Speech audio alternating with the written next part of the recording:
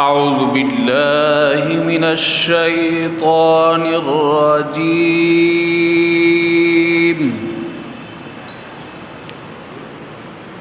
بسم الله الرحمن الرحيم.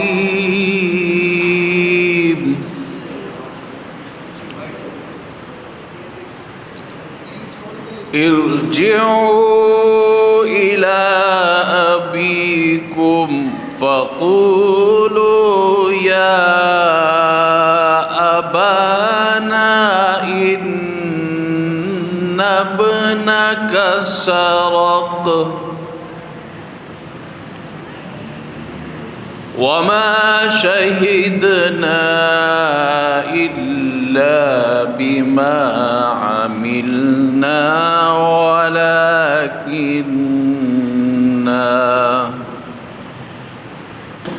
وما شهدنا إلا ما علمنا وما كنا للغيب حافظين.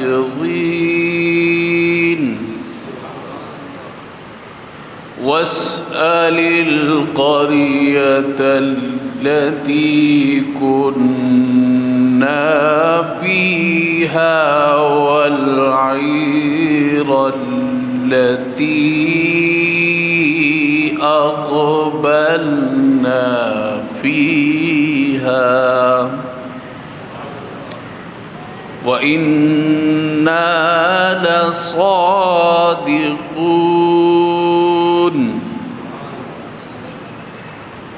قال بل سولت لكم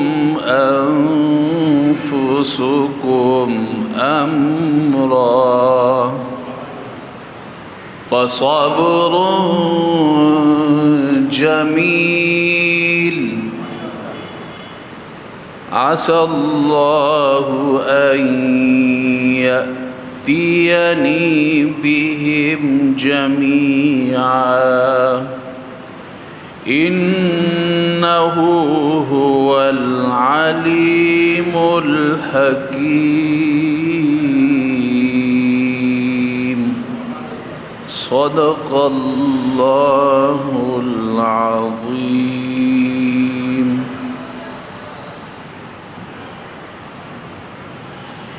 حضرت یوسف علیہ السلام، آپ جانتے ہیں کہ ان کا جو قصہ ہے بڑا قرآن نے کہا ہے کہ احسن القصص، سب سے بہترین قصہ ہے.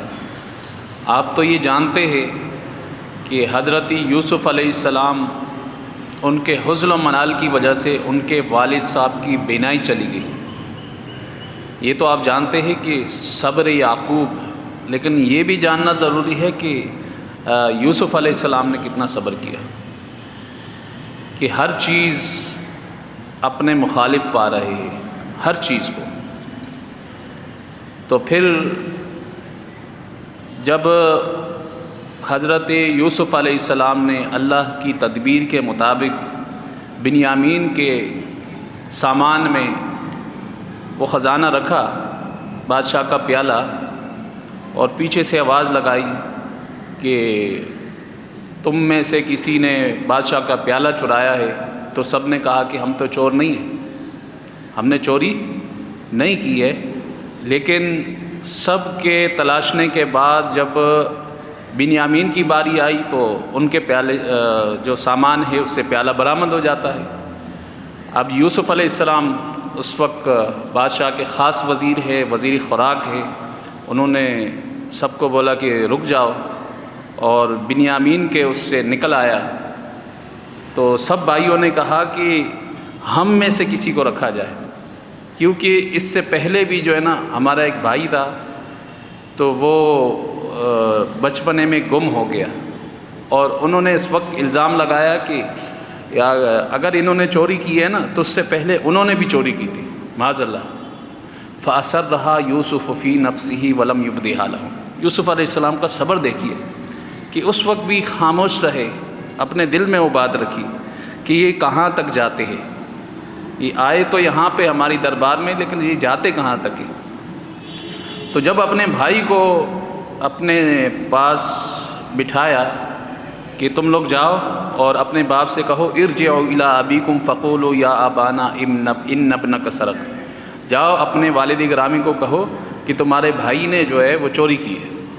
اب یہ لوگ گئے روتے پیٹتے باپ کے پاس کہ اب جو ہے نا وہ دوسرے بھائی بھی ہم سے بچھڑ گئے، اور اس طرح کے معاملے میں عزیزی مصر نے ان کو اپنے پاس ٹھہرا لیا۔ تو حضرت یوسف علیہ السلام نے اپنے بھائی سے کہا، بنیامین سے، کہ تم نے مجھے پہچانا؟ تو انہوں نے کہا لا انت یوسف، آپ یوسف ہو؟ کہا ہاں میں یوسف ہوں۔ تو جو لپٹ کے پھر روئے آپس میں اور کہا کہ یہ دیکھو تمہارے جو دیگر دوسری ماں سے جو بھائی ہے تمہارے، انہوں نے میرے ساتھ کیا سلوک کیا، اور تمہارے ساتھ کیا کیا کہ تمہارے اوپر بھی چوری کا الزام لگا دیا انہوں نے۔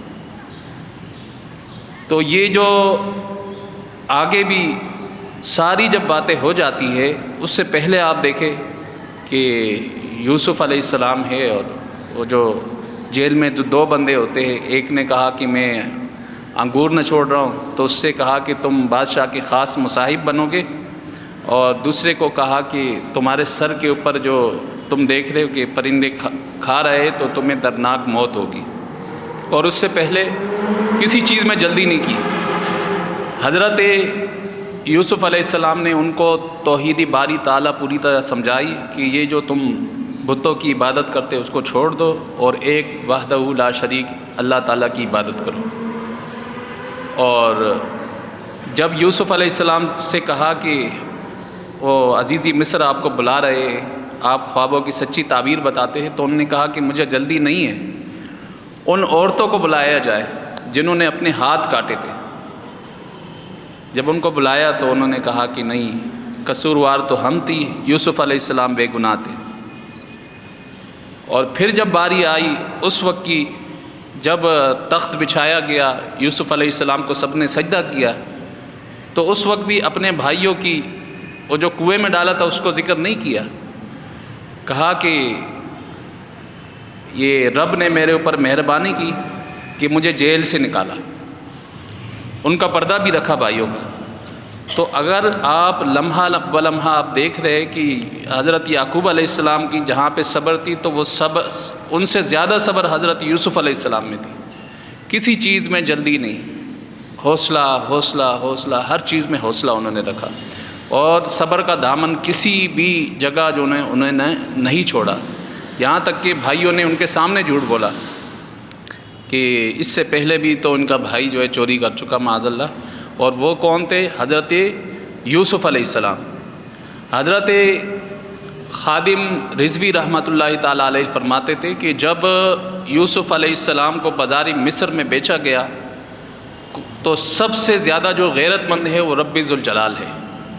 رب ذوالجلال نے ان کے اوپر قحط نازل فرمائی، اور اس وقت قحط کو نہیں اٹھایا جب تک دودھ پیتا بچہ بھی درباری یوسف میں حاضر نہیں ہوا۔ تو یہ آج کا پیغام ہے کہ قرآن کس اسلوب اور اس سے ہمیں بیان کر رہا ہے کہ ہمیں کسی چیز میں جلد بازی نہیں کرنی چاہیے، بھلے پوری دنیا مخالف ہو جائے، لیکن اگر رب آپ کے ساتھ ہو تو پھر آپ کو کسی چیز کی پرواہ نہیں کرنی چاہیے۔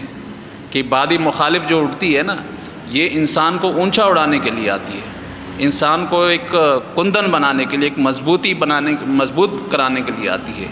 تو بعض اوقات ہم شکوے شکایت شروع کر دیتے ہیں رب ذوالجلال کے بارے میں، میرے ساتھ تو یوں ہو رہا ہے، میرے سارے معاملات میرے مخالف جا رہا ہے۔ تو ان کسی بھی چیز میں گھبرانا نہیں چاہیے، اور رب ذوالجلال سے اچھے کی امید رکھنی چاہیے، اور یہی آج کا پیغام ہے۔